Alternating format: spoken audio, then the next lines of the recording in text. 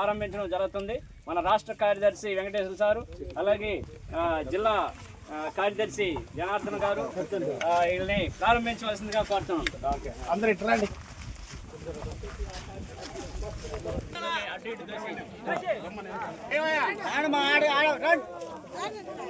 పెళ్లి పట్టారు సార్ వాళ్ళు ఇద్దరు మొత్తం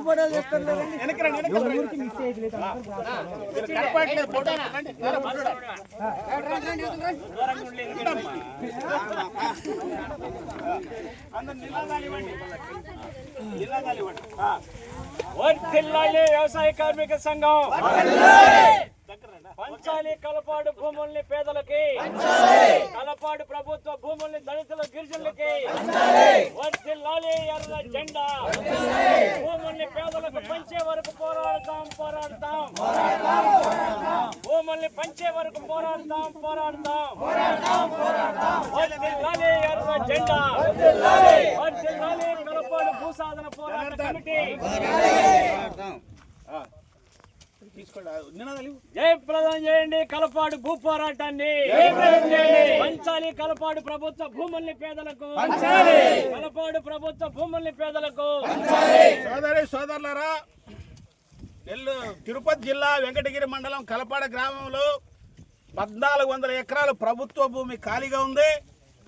ఇక్కడ ఉన్నటువంటి కలపాడలో అందరూ యానాదులు, దళితులు, బలహీన వర్గాలకు సంబంధించినటువంటి 400 కుటుంబాలు జీవిస్తున్నారు.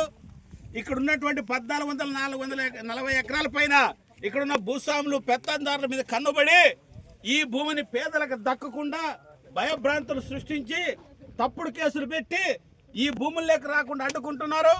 అందుకోసం ఈరోజు ఎర్ర జెండా నాయకత్వంలో ఆంధ్రప్రదేశ్ వ్యవసాయ కార్య సంఘం ఆధ్వర్యంలో వందలాది మంది వచ్చి మన భూములు స్వాధీనం చేసుకున్నాం.